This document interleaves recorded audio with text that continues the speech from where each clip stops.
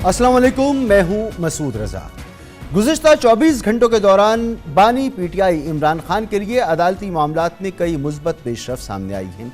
गुज़िश्ता रोज़ नैब तरमीम कलअदम करार देने के खिलाफ अपील की समाअत के दौरान इमरान खान को अपना मौक़िफ़ पेश करने की इजाज़त मिली, जबकि आज 190 मिलियन पाउंड रेफरेंस में इमरान खान की ज़मानत मंजूर कर ली गई है। चीफ जस्टिस आमिर फारूक की सरबराही में इस्लामाबाद हाई कोर्ट के 2 रुकनी बेंच ने इमरान खान की जमानत से मुताल्लिक़ महफूज फैसला सुना दिया, लेकिन जमानत के बावजूद बानी पीटीआई जेल में ही रहेंगे क्योंकि साइफर और इद्दत केस में उनकी सज़ा ताहाल बरकरार है, जबकि तोशाखाना केस में भी इस्लामाबाद हाई कोर्ट साबिक़ वज़ीर आज़म की सज़ा मुअत्तल कर चुकी है। इन तीनों मुकदमात में इमरान खान को मजमूई तौर पर 31 बरस कैद की सज़ाएँ सुनाई गई थीं। सुप्रीम कोर्ट के हुक्म के मुताबिक इमरान खान कल chief justice of Pakistan justice Qazi Faez Isa के सामने पहली बार वीडियो लिंक के जरिए पेश होंगे और तकरीबन 9 माह बाद उन्हें वीडियो लिंक के जरिए आवाम के सामने पेश होने का मौका मिलेगा। ये देखना अभी बाकी है कि कल सुप्रीम कोर्ट की कार्रवाई बराह रास्त दिखाई जाएगी या नहीं, लेकिन इस वक्त सबसे अहम सवाल यह है कि क्या अदालत के इमरान खान की वीडियो लिंक के जरिए पेशी के हुक्म पर अमल दरामद मुमकिन हो सकेगा या नहीं, क्योंकि आज 190 मिलियन पाउंड केस की समाअत अडियाला जेल हुक्काम की दरख्वास्त पर मुलतवी करना पड़ी। जेल हुक्काम ने हुकूमत पंजाब से मौसूल रिपोर्ट के मुताबिक सिक्योरिटी खदशात का इजहार किया था। इससे कबल नैब केस की आखिरी समाअत 31 अक्टूबर 2023 को हुई थी, जिसके हुक्मनामे में अदालत ने चेयरमैन पीटीआई को अदालत में पेश होने का मौका दिया था और अदालती हुक्म की नकल अडियाला जेल में कैद बानी पीटीआई को पहुंचाने की हिदायत की थी। अदालत ने करार दिया था कि इमरान खान पेश होना चाहें तो जेल सुपरिटेंडेंट इंतजाम करें, लेकिन तकरीबन 7 माह इस केस की समाअत ही नहीं हो सकी। ताहम कल सुप्रीम कोर्ट ने नैब तरमीम केस में अटॉर्नी जनरल और पंजाब हुकूमत को हिदायत की कि इमरान खान की न सिर्फ अडियाला जेल से वीडियो लिंक के जरिए पेशी को मुमकिन बनाया जाए, बल्कि यह भी यकीनी बनाया जाए कि वीडियो लिंक में दौरान समाअत कोई खराबी ना हो। इससे कबल मार्च में इस्लामाबाद की डिस्ट्रिक्ट एंड सेशन अदालत ने बानी पीटीआई की जमानत के केस में वीडियो लिंक के जरिए हाजिरी लगवाने की हिदायत की थी, लेकिन जेल हुक्काम ने जवाब दिया था कि वीडियो लिंक सिस्टम काम नहीं कर रहा। अदालती हुक्म उदूली पर सुपरिटेंडेंट अडियाला जेल को तौहीन अदालत का नोटिस जारी किया गया था। इमरान खान गुज़िश्ता साल 5 अगस्त से अडियाला जेल में कैद हैं। इस दौरान इमरान खान के खिलाफ तोशाखाना, साइफर और इद्दत में निकाह केस समेत तमाम मुकदमात में समाअत सख्त सिक्योरिटी हिसार में अडियाला जेल के अंदर ही की गई हैं। इस सारे मामले में बात करेंगे, बहुत ही बाखबर सहाफ़ी हमारे साथ मौजूद हैं। Aamir Saeed Abbasi senior court reporter भी हैं और जाहिद कशकोरी साहब सीनियर सहाफ़ी इन्वेस्टिगेटिव जर्नलिज्म करते हैं। बहुत बहुत शुक्रिया आप दोनों का। आमिर सईद अब्बासी साहब, आप फरमाइएगा कि सुप्रीम कोर्ट में वीडियो लिंक के ज़रिए पेशी के अहकामात तो दिए गए हैं, तो क्या इत्तलात हैं कि कल जो समाअत होगी वो लाइव नशर भी की जाएगी? जी मसूद साहब, सुप्रीम कोर्ट ऑफ पाकिस्तान के हुक्म के मुताबिक वफाकी हुकूमत और पंजाब हुकूमत दोनों हुकूमतों ने इंतज़ामात मुकम्मल कर लिए हैं। बानी पीटीआई कल 11:30 बजे वीडियो लिंक के ज़रिए सुप्रीम कोर्ट ऑफ पाकिस्तान के कमरा अदालत नंबर 1 में पेश होंगे वीडियो लिंक के ज़रिए, और उसके लिए तमाम तर जो इंतज़ामात हैं वो मुकम्मल कर लिए गए हैं। इस हवाले से इस बात की भी तस्दीक कर ली गई है कि जो प्रोसीडिंग्स होंगी वो लाइव नशर की जाएंगी, क्योंकि इससे पहले भी जो कोर्ट रूम नंबर 1 है वहाँ की जो भी आइनी उमूर के केसेस होते हैं वो लाइव नशर किए जाते हैं। लिहाजा कल ये तमाम तर इंतज़ामात मुकम्मल हैं, और इस बात के हवाले से हमने जो हुकाम से भी बात किया उन्होंने भी तस्दीक की है कि तमाम तर जो सुप्रीम कोर्ट के अहकामात की रोशनी में मुकम्मल इंतज़ामात हैं, और कल बानी पीटीआई अपीयर होंगे वीडियो लिंक के ज़रिए, और वीडियो लिंक का भी इंतज़ाम मुकम्मल कर लिया गया है। लाइव प्रोसीडिंग्स का भी सुप्रीम कोर्ट के कमरा अदालत नंबर 1 से इंतज़ामात मुकम्मल कर लिए गए हैं, और 11:30 बजे सुप्रीम कोर्ट का चीफ जस्टिस ऑफ पाकिस्तान काजी फाइज ईसा की सरबराही में बेंच नैब तरमीम केस की समाअत करेगा, और उसमें 1 ऑफ द रिस्पोंडेंट हैं बानी पीटीआई, उन्हें नोटिस जारी किया गया था, और इसके साथ साथ उनके जो पहले वकील थे ख्वाजा हारिस, उनको अदालत ने ये हुक्म दिया था कि वो खुद भी पेश हों। अगर वो बानी पीटीआई की तरफ से ना भी पेश हों तो क्योंकि पहले केस में वो पेश हुए थे, उन्हें तमाम तर अमूर के बारे में आगाही है, तो वो अपना बिल देंगे, उन्हें जो उनके अखराजात होंगे वो भी पे कर दिए जाएंगे, लेकिन वो मौजूद होंगे अदालत में। ठीक। और उनके लिए ये भी हुक्म दिया गया था कि अगर वो कंसल्ट करना चाहें बानी पीटीआई के साथ, तो आज उनकी मुलाकात भी हुई है अडियाला जेल में ख्वाजा हारिस की, और इसके साथ साथ जो इंतज़ार पंजोता हैं वो मिले बानी पीटीआई से अडियाला जेल में। उन्होंने मुशावरत की, तकरीबन 30 मिनट तक ये मुलाकात रही, और इसमें जो सुप्रीम कोर्ट ऑफ पाकिस्तान का हुक्मनामा है, जो ऑर्डर जारी किया गया था, उसमें क्योंकि अहम सवालात भी पूछे गए हैं। 12 सवालात हैं जो सुप्रीम कोर्ट ऑफ पाकिस्तान ने नैब तरमीम केस में ये कहा है कि बानी पीटीआई इन 12 सवालात के जवाब दें, और इसके साथ साथ नैब से भी रिकॉर्ड मांगा गया है। लेकिन जो सुप्रीम कोर्ट का हुक्मनामा था वो डिस्कस किया। आप फरमा रहे हैं कि सुप्रीम कोर्ट में भी इंतजामात मुकम्मल हैं और इमरान खान साहब ने अपने वकला से मुशावरत भी कर ली है। तो जाहिद किशोरी साहब, अडियाला जेल में क्या सूरत हाल है, वहाँ पर तैयारियाँ कैसी हैं? मसूद, देखिए, सबसे पहले तो मैं सिक्योरिटी की सिचुएशन आपको बताना चाहूँगा। जो मेरे सोर्सेज हैं वो ये बताते हैं कि पिछले हफ्ते सिक्योरिटी इमरान खान की जो सराउंडिंग्स में 14 पुलिस के एहलकार और सिक्योरिटी के एहलकार गवर्नमेंट ऑफ पंजाब ने और जेल हुकाम ने डिप्यूट किए थे, और 229 दिन तक वो उनके साथ रहे।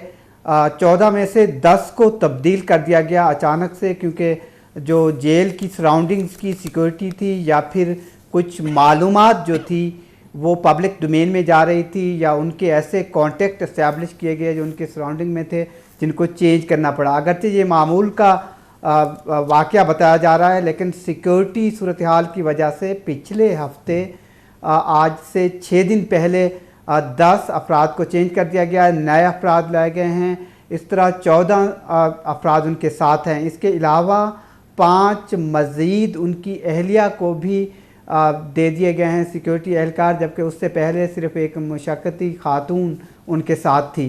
तो सिचुएशन वहाँ पर मामूल की जो टिल फर्दर ऑर्डर तक किसी की मीटिंग्स नहीं हो रही प्रिजन में, और अदालत का जो हुक्म है वो मकामी जुडिशरी के तवस्सुस से जेल इंतज़ामिया ने सब चीज़ कंप्लीट कर ली हुई है। ये गालिब अमकान है कि इमरान खान की 229 दिन बाद शायद लाइव अपीयरेंस, जिस तरह मेरे कुलीग बता रहे हैं और वेल इन्फॉर्म्ड हैं, मगर जाहिद साहब, आज जो यहाँ पर 190 मिलियन पाउंड केस की समाअत होनी थी वो तो सिक्योरिटी वजूहात की बिना पर नहीं हो सकी। आप कह रहे हैं सब कुछ मामूल के मुताबिक है, लेकिन आज तो ये समाअत नहीं हो सकी। देखें, इस तरह की बातें वहाँ पर मौजूद हैं। एक सोच ज़रूर पाई जाती है। वहाँ पर भी 2 मैराथन मीटिंग्स हुई जेल हुकाम की, पंजाब की जो सिक्योरिटी डिपार्टमेंट है, होम डिपार्टमेंट है, कि इसको कैसे अदालत का जो हुक्म है इस पर अमल दरामद कराया जाए।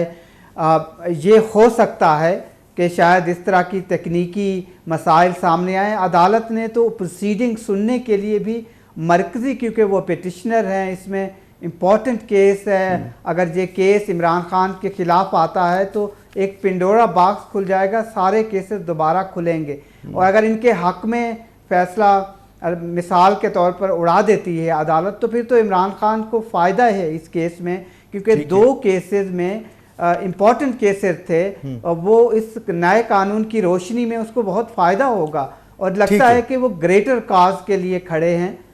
ठीक है, ठीक। आमिर सईद अब्बासी साहब, फरमाइएगा कि इससे कबल नैब तरमीम केस की आखिरी समाअत 31 अक्टूबर 2023 को हुई थी, और फिर ये जो है तकरीबन 7 माह के बाद अब समाअत हो रही है। तो इतना वक्त क्यों आया? उस वक्त भी कहा गया था कि इमरान खान जो है उनको वीडियो लिंक के ज़रिए पेश किया जाए, लेकिन फिर 7 माह का गैप आ गया।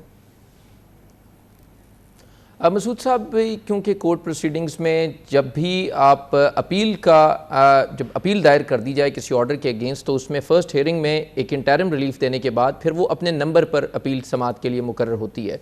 हाई कोर्ट्स में भी ऐसे ही है, सुप्रीम कोर्ट में भी ऐसे ही है। तो जो फर्स्ट हियरिंग थी वो अक्टूबर में थी, और उसके बाद अब इस मुकदमे का नंबर आया है कि इस मुकदमे पर समाअत करके इस पर फैसला किया जाए। लेकिन जो ऑर्डर जारी किया गया 2 रोज़ का, जो गुज़श्ता रोज़ की जो समाअत था उसका, वो बहुत ही कॉम्प्रिहेंसिव है, और 6 सफ़ात पर मुश्तमिल जो ऑर्डर है उस पर बहुत सख्त सवालात हैं, और उसमें किसी हद तक आप ये कह सकते हैं कि उस जजमेंट को बहुत इन क्वेश्चन किया गया जो साबिक चीफ जस्टिस उमर अता बंदयाल साहब ने जारी की थी, और जिसमें उन्होंने ये कहा था, ऑल्दो कि उसमें 2-1 से वो जजमेंट आई थी, जस्टिस मंसूर अली शाह साहब ने उससे इख्तलाफ किया था। उन्होंने कहा था कि वो लेजिस्लेशन है बिल्कुल ठीक है, लेकिन उमर अता बंदयाल साहब ने जो ऑर्डर पास किया था उसमें उन्होंने उनको कलअदम करार दिया था। तो ये 12 जो सवालात हैं ये बहुत अहम हैं, जो कल पूछे जाएंगे बानी पीटीआई से, और इन तमाम सवालों के जवाब देंगे तब अदालत मुतमईन होगी, वरना वफाकी हुकूमत ने जो केस तैयार किया है, अपील तैयार की है, वो बहुत सॉलिड ग्राउंड्स के ऊपर है। मैं आपको उनके सवालात बता देता हूँ। उन्होंने कहा कि सबसे पहले अदालत ने पूछा कि मेंटेनेबिलिटी बताई जाए कि कैसे ये दरख्वास्त काबिल समाअत थी। बराह रास्त सुप्रीम कोर्ट ऑफ पाकिस्तान में लेजिस्लेशन के खिलाफ कैसे इंटरटेन किया गया। इनके आर्टिकल 184(3) में जो बानी पीटीआई हैं उनकी अपनी हुकूमत थी, वो खुद अमेंडमेंट्स लाते थे, वही अमेंडमेंट्स में से बहुत सी शिकें इस कानून साजी में भी आई, तो वो उस वक्त उन अमेंडमेंट्स को सपोर्ट करते थे। आज वो कैसे इन अमेंडमेंट्स को चैलेंज कर रहे हैं। इसमें यह भी कहा गया कि बोनाफाइडी नहीं थी उनकी जब वो दरखास्त उन्होंने दायर की। बेंच जो तश्कील दिया गया था उस वक्त 3 रुकनी, वो दुरुस्त नहीं था। प्रैक्टिस एंड प्रोसीजर के तहत वो 3 रुकनी बेंच नहीं सुन सकता था, इसका जवाब देना होगा। राइट ऑफ लेजिस्लेशन तो पार्लियामेंट का है, पार्लियामेंट ने ही कानून साजी करनी थी, तो अदालत कैसे उस कानून साजी के ऊपर सवाल उठा सकती है अनटिल और अनलेस के वो खिलाफ आइन हो। फिर ये सवाल भी पूछा गया कि जो नैब के कानून का गलत इस्तेमाल होता था, उसके ऊपर सुप्रीम कोर्ट की 12 जजमेंट्स हैं, हाई कोर्ट की जजमेंट्स हैं कि नैब कानून का गलत इस्तेमाल होता था, तो इन अमेंडमेंट्स में तो उन सवालों के भी जवाब दिए गए। तो क्या वो सुप्रीम कोर्ट और हाई कोर्ट की जजमेंट गलत थी, ये भी सवाल पूछा गया इस तहरीरी हुक्मनामे में। रेट्रोस्पेक्टिव इफेक्ट का पूछा गया, सुपीरियर कोर्ट्स की जजमेंट्स का पूछा गया, सिविल सर्वेंट्स और पब्लिक ऑफिस होल्डर में तफरीक कर दी गई। उन्होंने कहा कि जो सुप्रीम कोर्ट ने ऑर्डर पास किया वो कैसे सस्टेनेबल है। 10 करोड़ से जो बढ़ाया गया था 50 करोड़ तक लिमिट की गई थी इन्वेस्टिगेशन करने वाले केसेस की, वो एक अच्छा, उन्होंने कहा कि ये एस्पेक्ट था कि वो एक इंतज़ामी फैसला था, उसको अदालत कैसे ख़त्म कर सकती है। और इसके साथ साथ किया गया कि लेजिस्लेचर जो है वो बहरहाल पार्लियामेंट का इख्तियार है और अमेंडमेंट्स पीटीआई के दौर में भी होती रही थ्रू ऑर्डिनेंसेस। तो इन तमाम सवालों के जवाब बानी पीटीआई को देना होंगे। ये 12 सवालात हैं, इसके साथ साथ नैब से भी 5 सवालों के जवाब मांगे हैं, लिहाजा बहुत ही तफसीली कल समात होगी और इन तमाम सवालों के जवाब बानी पीटीआई को भी देना होंगे। नैब से भी रिकॉर्ड मांगा गया है, नैब से पूछा गया है कि आप फरमाएं कि ये तकरीबन 17-18 सवाल तो आपने ही बता दिए, तो एक अच्छा लंबा मौका होगा बानी पीटीआई के पास कि वो रिस्पॉन्ड कर सके अगर वीडियो लिंक वगैरह इस्टेब्लिश हो जाता है और सब कुछ होता है। इसलिए कह रहा हूँ जाहिद कशकोरी साहब कि इससे कबल मार्च में इस्लामाबाद डिस्ट्रिक्ट एंड सेशन अदालत ने बानी पीटीआई की ज़मानत के केस में वीडियो लिंक के ज़रिए हाजिरी लगवाने की हिदायत की थी, लेकिन उस वक्त जेल हुक्काम ने कहा था कि वीडियो लिंक सिस्टम काम नहीं कर रहा। तो कल ये वीडियो लिंक सिस्टम काम करेगा, इसके कितने चांसेस हैं? मसूद 50-50 हैं। हो सकता है काम ना करे क्योंकि जो सिक्योरिटी की सिचुएशन सराउंडिंग्स में है, यूजुअली जैमर्स होते हैं। अगर आप अडियाला जेल के अहाते में जाएं तो आपको एक अंदाज़ा होता है। तो 50-50 की सूरत हाल है। वो अपेयर हो भी सकते हैं और सिग्नल ठीक आ रहे हों, दरमियान में थोड़ी सी उसकी झलक देखने को मिले और फिर सिग्नल टूट जाएं, ये हो सकता है। आज तो सारा दिन शाम तक इवन जेल में जेल हुकाम की मीटिंग्स होती रही हैं। इमरान खान से भी उनकी एक मीटिंग हुई है वहाँ पर कि किस तरीके से वो सेटअप चाहते हैं, किस तरह की इंगेजमेंट चाहेंगे, कहाँ बैठेंगे, ये सारी वो चीज़ें तय होती रही हैं। इवन पीटीए को भी इंगेज किया गया था कि कोई इस तरह की सूरत हाल ना हो जिससे दुश्वारी हो। तो इसलिए 50-50 सूरत हाल नज़र आती है और गालिब इम्कान है किसी स्टेज पर। मुझे एक सोर्स ने बताया कि शायद ये वीडियो लिंक ज़्यादा देर लाइव ना जा सके। तो ऐसा लगता है कि कहीं जो देखना चाहते हैं उसके फॉलोअर 229 दिन के बाद, और पाकिस्तान की रीसेंट हिस्ट्री में ऐसी शायद पहली प्रेसिडेंस होगी सुप्रीम कोर्ट ऑफ पाकिस्तान में कोई हाई प्रोफाइल प्रिजनर जो है वो सामने अपने केस की प्रोसीडिंग में इन्वॉल्व होंगे, उनके सारे वकला और प्रोसीडिंग वो सुन रहे होंगे। तो ये एक लम्हा तो ऐसा है जिसका सबको इंतज़ार है। ये फरमाएं कि आपने खबर दी कि ख्वाजा हारिस साहब ने आज मुलाकात की इमरान खान साहब से। तो ख्वाजा हारिस साहब तो इमरान खान साहब के वकील थे इस केस में, फिर वो अलहदा हो गए थे। तो क्या कल ख्वाजा हारिस अदालत में मौजूद होंगे इमरान खान साहब की मुआवनत के लिए? देखिए, क्योंकि पहले तो अदालत ने कहा कि जो मेन केस था, जब ये पटिशन फ़ाइल की गई थी आइनी दरख्वास्त, तो उस वक्त तो ख्वाजा हारिस साहब ने ही वकालत की थी बानी पीटीआई की।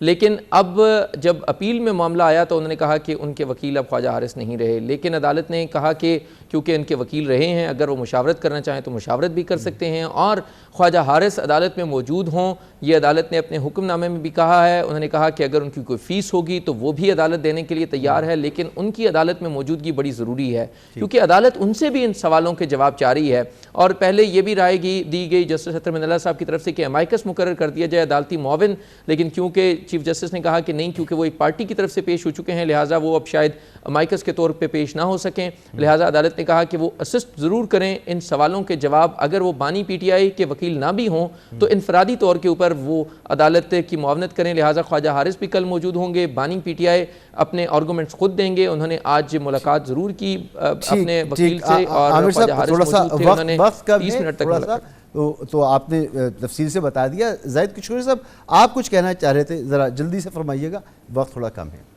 जी मसूद, मेरे सोर्सेज ये बताते हैं कि इमरान खान बानी PTI जो हैं वो सुप्रीम कोर्ट में ज़ाती हैसियत में पेश होना चाहते हैं, वो फोकियत देते हैं इस चीज़ को। आज उन्होंने जेल हुकाम को बताया है कि अगर कोई तकनीकी मसला आता है, पहले तो मैं चाहूँगा कि लाइव ज्वाइन करूँ प्रोसीडिंग्स को, लेकिन मैं चाहता हूँ कि मैं अदालत के सामने, सुप्रीम कोर्ट के सामने इस केस में ज़ाती हैसियत में फ़ेस टू फेस वहाँ पर कोर्ट रूम नंबर 1 में पेश हूँ। ठीक है, ये मेरे लिए अच्छा होगा कि मैं वजाहत करूँ अपनी इस केस की। तो ये भी एक दायरा है, मौजूद है। ठीक, जो बहुत खुद बहुत शुक्रिया जाहिद किशकोरी साहब, सीनियर सहाफ़ी, और जनाब सीनियर सहाफ़ी आमिर सईद अब्बासी साहब की आपने गुफ्तगू सुनी। यहाँ पर एक ब्रेक लेंगे और ब्रेक के बाद बात करेंगे खैबर पख्तूनख्वा की, जहाँ वज़ीर आला और गवर्नर आमने सामने हैं और एक दूसरे को न सिर्फ धमकियाँ दे रहे हैं बल्कि अब तो इक़दामात तक बात पहुँच गई है। बात करते हैं इसकी एक ब्रेक के बाद।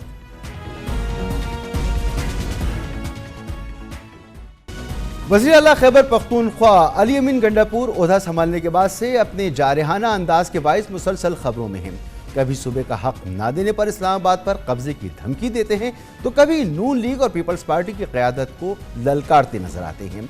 इसी तरह वज़ीर आज़म शहबाज शरीफ और खैबर पख्तूनख्वा के नए गवर्नर की तकरीब हलफ बर्दारी में अली अमीन गंडापुर की अदम शिरकत भी तनाज़े का सबब बन चुकी है और सूबे के दो अहम आइनी ओहदेदारों के दरमियान शुरू से ही टकराव की फिजा कायम है।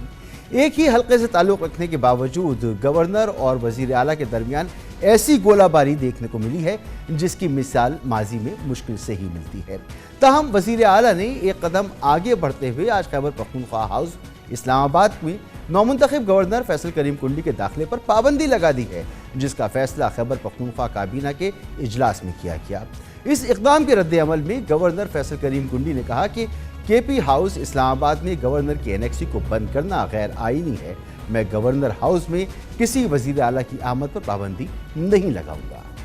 नए गवर्नर की तैनाती के साथ ही खैबर पख्तूनख्वा में इस नोकझोंक का सिलसिला शुरू हो गया था। अली अमीन गंडापुर के इस्लामाबाद पर कब्जे के बयान पर फैसल करीम कुंडी ने रद्द अमल दिया तो वज़ीर आला खैबर पख्तूनख्वा ने तोपों का रुख उनकी जानिब मोड़ दिया।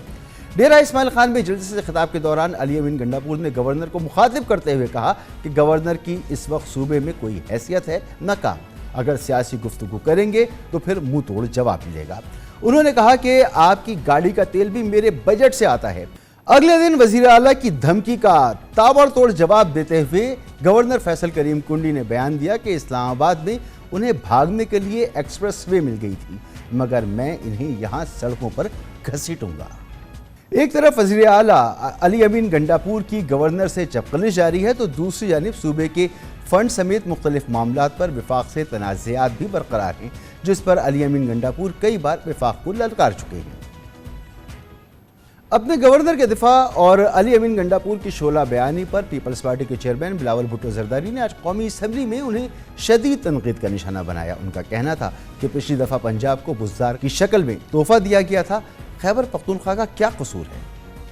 इससे कबल मार्च में वज़ीर आज़म शहबाज शरीफ से मुलाकात के बाद वज़ीर आला खैबर पख्तूनख्वा काफ़ी मुतमईन नजर आए थे और मीडिया से गुफ्तगू में खुद उनका कहना था कि वज़ीर आज़म से मुलाकात मुस्बत रही। उन्होंने मुकम्मल ताउन का यकीन दिलाया। वज़ीर आज़म की जानिब से वज़ारत आला की मुबारकबाद के जवाब में उन्होंने भी शहबाज शरीफ को वज़ारत उज़्मा की मुबारकबाद दी थी, जिसके बाद उम्मीद हो चली थी कि वफाक और सूबे में अच्छी वर्किंग रिलेशनशिप कायम हो जाएगी। ताहम ऐसा नहीं हो सका। न खैबर पख्तूनख्वा के मसाइल हल हो सके, न ही अली अमीन गंडापुर के लहजे की तलखी में कोई कमी आई। क्या वजूहात हैं आखिर इस तमाम मामले की, इस पर बात करेंगे। हमारे साथ मौजूद हैं सीनियर सहाफ़ी और तजज़ियाकार जनाब अमजद अज़ीज़ मलिक साहब। बहुत बहुत शुक्रिया अमजद अज़ीज़ मलिक साहब वक्त देने के लिए। सर फरमाइएगा कि क्या वजूहात हैं? ये तो बिल्कुल कॉलेज के स्कूल के बच्चों की तरह और गली मोहल्ले की ज़बान इस्तेमाल हो रही है। ये गवर्नर और वज़ीर आला का मनसब तो नहीं है, तो इसकी वजूहात क्या हैं? बहुत शुक्रिया मसूद, आपने बड़ी तफसील के साथ उन तमाम अवामिल का ज़िक्र किया और ख़ास तौर पे जो वीडियोस आपने दिखाई नाजरीन को, मैं समझता हूँ कि उससे तमाम सूरत हाल जो है वो बड़ी वाज़ेह हो जाती है, क्लियर हो जाती है और पता चलता है कि बुनियादी तौर पे वजह क्या थी। जहाँ तक मेरा ज़ाती ख़्याल है वो ये, और जिस तरह के सूबाई हुकूमत के जो मुआविन ख़ुसूसी हैं इत्तलाआत के वज़ीर आला के लिए बैरिस्टर मोहम्मद अली सैफ़, उन्होंने बिल्कुल वाज़े तौर पे और बड़े जारहाना अंदाज़ में ये बात की कि देखिए, पहले तो पाकिस्तान पीपल्स पार्टी को उसी हलके से जहाँ से अली अमीन गंडापुर हैं वज़ीर आला नामज़द नहीं करना चाहिए था, और बकौल उनके कि और बहुत से ऐसे नाम थे जिन पर एतमाद करते हुए पाकिस्तान पीपल्स पार्टी अपना गवर्नर बना सकती थी। लेकिन उन्होंने बज़ाहिर गवर्नर फैसल करीम कुंडी को इसलिए बनाया कि वो वज़ीर आला अली अमीन गंडापुर को टफ़ टाइम दें। अगरचे टफ़ टाइम तो नहीं दिया जा सका, लेकिन जो लफ्ज़ी गोलाबारी थी वो अब इंतहाई संजीदगी से आगे बढ़ते हुए इंतहाई मुश्किलात का बाइस बनना शुरू हो गई है। तो मैं ये समझता हूँ कि पहली वजह तो ये थी कि पाकिस्तान तहरीक इंसाफ के ख़्याल में ये उनका मौक़िफ़ है कि फैसल करीम कुंडी को गवर्नर जो है नहीं बनाना चाहिए था। लेकिन गवर्नर बनने के बाद जो ही पहला बयान आया फैसल की जानिब से, तो आपने देखा कि उसको फिर काउंटर करने के लिए अली अमीन गंडापुर ने भी बयान दिया, और अब बयानात इस कदर बढ़ गए कि बात जो है वो गवर्नर हाउस तक चली गई। और गवर्नर हाउस चूँकि खैबर पख्तूनख्वा जो हाउस है उसमें नहीं है, उसमें एक एनेक्सी है जिसमें 5 से 6 कमरे हैं जो गवर्नर को दिए जाते हैं। इस पर आता हूँ, ये बात आपसे पूछता हूँ, यानी आप ये फरमा कि ये कॉन्स्टिट्यूएंसी की जो पुरानी मुसाबकत है वो इस वक्त सामने आ रही है और वो रंग दिखा रही है। ये मुनासिब नहीं होता ख़ुद वज़ीर आला साहब के लिए कि जब गवर्नर साहब की तकरीब हलफ बर्दारी थी तो उसमें वो शिरकत कर लेते तो शायद कुछ मामलात बेहतर होते, तलखियाँ दूर हो जाती कुछ। बिल्कुल आपकी बात दुरुस्त है। मैं समझता हूँ कि ये जो 2 बड़े ओहदेदार हैं हुकूमती, उनको इस किस्म की बयानबाजी नहीं करनी चाहिए, इसमें तो कोई दो राय नहीं है। लेकिन जैसे कि आपने ख़ुद फरमाया कि जब अली अमीन गंडापुर गए थे वज़ीर आज़म शहबाज शरीफ से मिलने के लिए, अगरचे उनकी भी तकरीब हल्फ बर्दारी में वो शरीक नहीं हुए थे, क्योंकि वो उनको फॉर्म 47 का वज़ीर आज़म कहते हैं, फॉर्म 47 की हुकूमत कहते हैं। लेकिन जब उनकी मुलाकात हुई तो उन्होंने बड़ा पॉजिटिव बयान दिया था। अब इस पॉजिटिव बयान को लेकर आगे बढ़ने की ज़रूरत थी। कतई तौर पर यह मुनासिब नहीं है जब आप 2 बड़े ओहदेदार इस किस्म की बातें करते हैं, पार्टी के अहम ओहदेदार हैं, आप आपस में इख्तलाफात को बढ़ावा देते हैं तो फिर वर्कर्स भी उसी तरफ जाते हैं। और फिर अगर आप सोशल मीडिया पे देखें तो दोनों पार्टियों के वर्कर्स इन्हीं बातों को लेकर अब आगे बढ़ रहे हैं, जो कि किसी भी तौर मुनासिब नहीं है। लेकिन जो हल्के की सियासत थी, वो देखिए वो तो बहुत ज़रूरी है कि अब हारे हुए अगर एक उम्मीदवार को आप गवर्नर बनाते हैं तो यकीनी तौर पे जो ज़िद होती है, जो आपस में इख्तलाफात होते हैं, वो मज़ीद शिद्दत इख्तियार करते हैं, वो कम नहीं होते। उन्होंने कहा जी जैसी बात होगी वैसा जवाब होगा, जैसा मुँह होगा वैसा थप्पड़ होगा, और इस तरह का लब लहजा रहा। मगर 2 आइनी ओहदे हैं, एक तरफ वज़ीर आला हैं, एक तरफ गवर्नर साहब हैं, खैबर पख्तूनख्वा का सूबा है, दहशतगर्दी की लहर है और दीगर मसाइल हैं। तो इस लड़ाई में आप क्या समझते हैं कि हुकूमत कैसे चलेगी, कैसे परफॉर्म करेगी, और ये दहशतगर्दी के ख़िलाफ़ जो जंग है ये कैसे आगे बढ़ेगी? खुदा न ख्वास्ता इसके मुतासिर होने का तो कोई ख़तरा नहीं है। मसूद, मेरा ज़ाती ख्याल तो ये है कि गवर्नर साहब को खामोशी इख्तियार करनी चाहिए। कम अज़ कम एक बात अली अमीन गंडापुर ने बिल्कुल ठीक कही कि गवर्नर एक आइनी ओहदा है, गवर्नर को सियासी बयानात नहीं देने चाहिए। ये अली अमीन गंडापुर का मौक़िफ़ भी है और एक सहाफ़ी की हैसियत से मैं भी ये समझता हूँ कि गवर्नर को खामोशी इख्तियार करनी चाहिए। अली अमीन कब तक बयानात उनके ख़िलाफ़ देंगे? ऐसा नहीं है कि अली अमीन गंडापुर हर थोड़ी देर के बाद वो कह रहे थे कि रिहर्सल कर लीजिए, और अब रिहर्सल हुई कि वो एनेक्सी वाला मामला काबीना में आ गया। मैं आपसे पूछूंगा इसकी क्या ज़रूरत पेश आई, लेकिन मुझे ये बताएं कि ये तो चले गवर्नर से बात है, विफाक से भी तो मामला ठीक नहीं है। वज़ीर आज़म साहब से मुलाकात हुई, खुशगवार मुलाकात हुई, लग रहा था अच्छे होंगे, लेकिन फिर भी तलखियां बरकरार हैं, बयानात सख्त हैं, फंड्स का मामला हल नहीं हो रहा। ये मुमकिन नहीं है कि आप इख्तिलाफात का शिकार भी हों, आप इख्तिलाफात की बात भी करें और फिर उसके बाद अपने हक लेने की बात भी करें, हक वसूल करने की बात भी करें। आज भी अभी आपने जो आखिरी बयान अली अमीन गंडापुर का सुनाया वो अब से थोड़ी देर पहले जारी किया गया है, और अली अमीन गंडापुर ने अब लोड शेडिंग के हवाले से वाज़ेह हिकमत अमली अपना ली है और ये कह दिया है कि अगर आज रात तक शेड्यूल जारी ना हुआ तो कल वो पेस्को के दफ्तर में खुद जाएंगे। तो मैं ये समझता हूँ कि दोनों तरफ मुफाहमत की सिलसिला जो है वो होना चाहिए। अगर अली अमीन गंडापुर कोई गलत बयान जारी करते हैं तो थोड़ी सी खामोशी वफाक की तरफ से होनी चाहिए, पाकिस्तान पीपल्स पार्टी की तरफ से होनी चाहिए, और दूसरी तरफ अली अमीन गंडापुर ये तो नहीं होना चाहिए, लेकिन दो मुतालबात थे। वज़ीर आज़म से मुलाकात हुई थी, तो एक तो फंड्स का मामला था और एक मामला था कि चीफ सेक्रेटरी की तैनाती, इसके अलावा और IG वगैरह की तैनाती, ये सब विफाक की तरफ से होती है। तो ये जो दो अहम मुतालबात थे, फंड्स और चीफ सेक्रेटरी, तो इसमें कोई पेशरफ्त हुई है अब तक?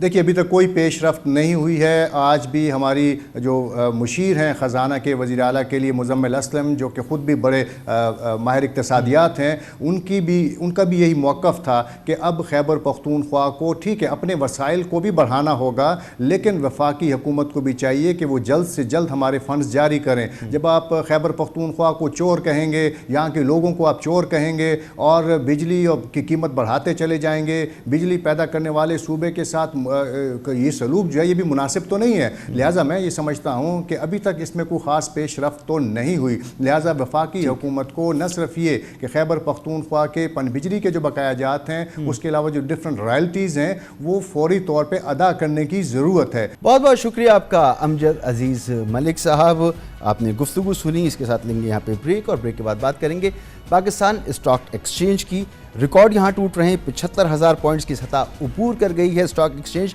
और 7 साल बाद शेयर्स की मालियत 10,000 अरब रुपए से तजावुज़ कर गई है। बात करते हैं एक ब्रेक के बाद।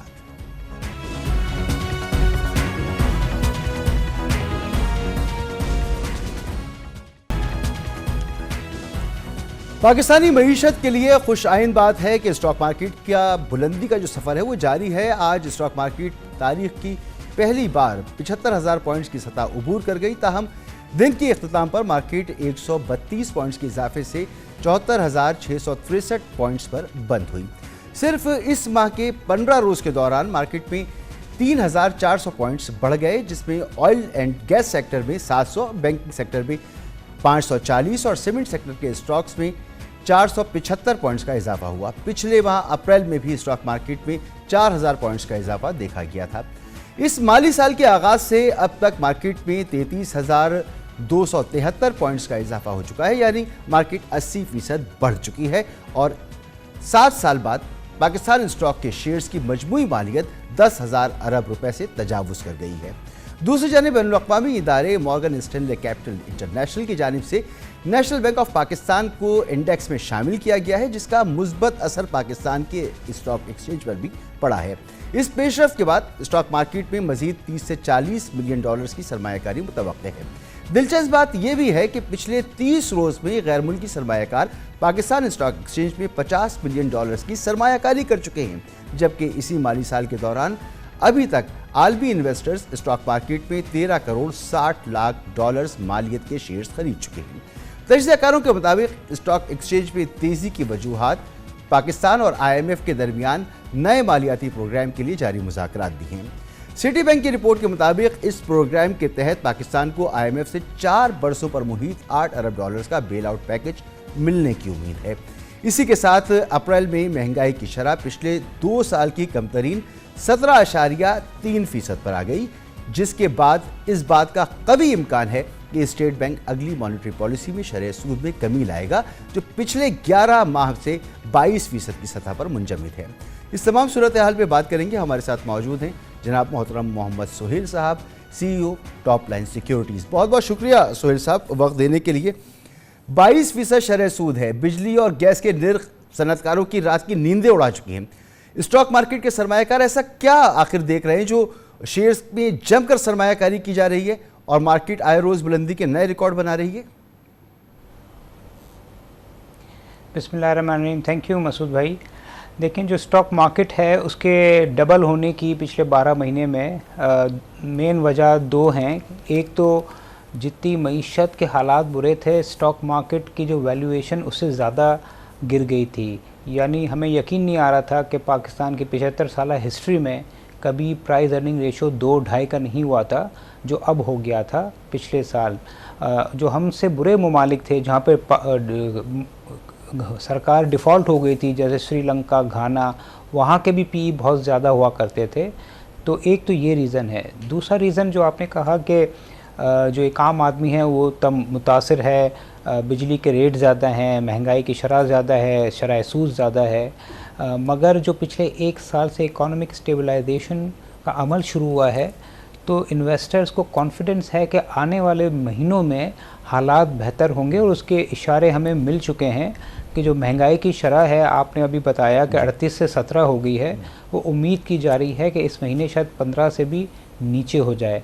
इसी तरह उम्मीद की जा रही है कि जो जून में सेंट्रल बैंक की जो मीटिंग होगी उसमें शरह सूद काफ़ी तेज़ी से नीचे आना शुरू हो जाए।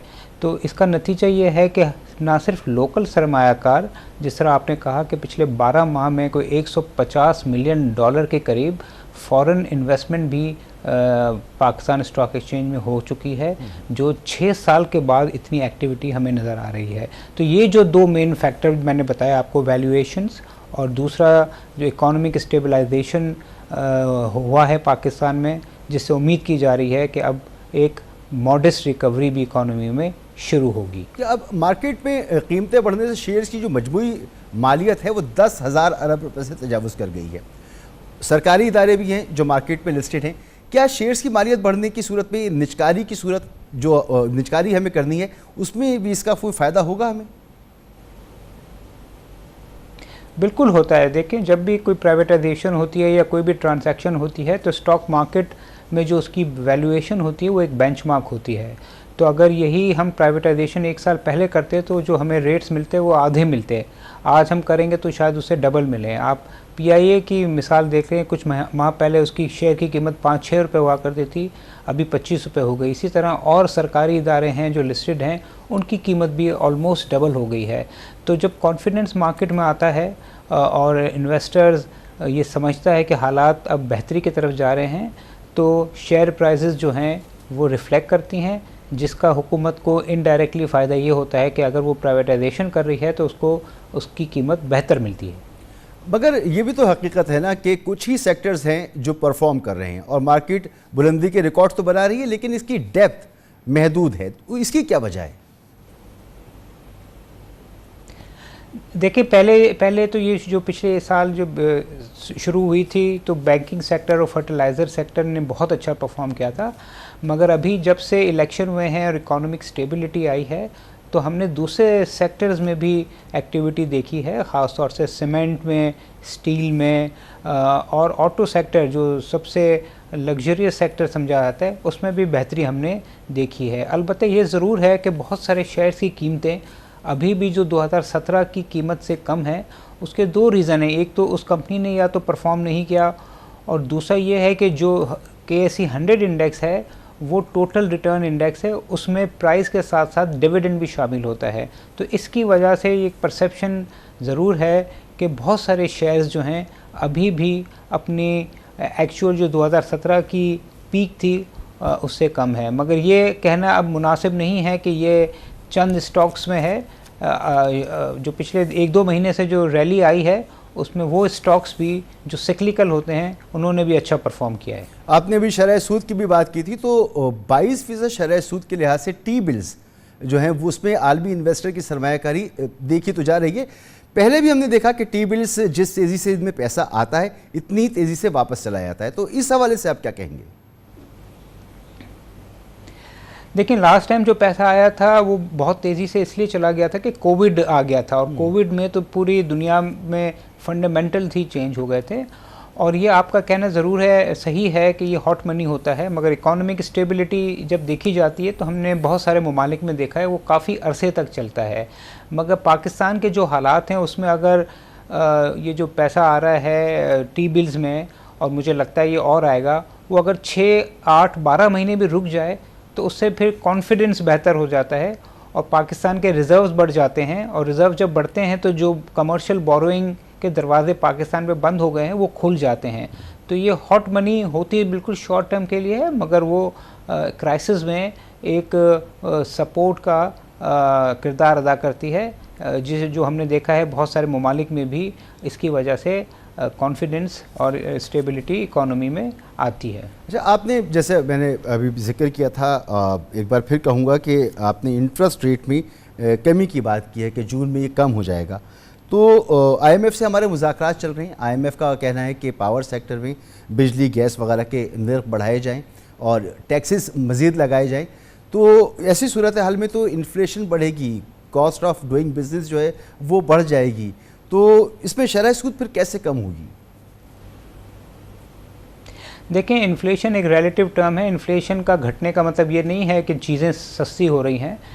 पिछले साल जो गुज़र रहा है FY24, उसमें कोई 24% एवरेज महंगाई थी, जो हमारा अंदाज़ा है कि 14% के करीब हो जाएगी। IMF कहता है 13% हो जाएगी। तो इसका मतलब ये नहीं है कि कीमतें सस्ती हो जाएंगी, इसका मतलब ये है कि जो रफ्तार है बढ़ने की वो कम होगी।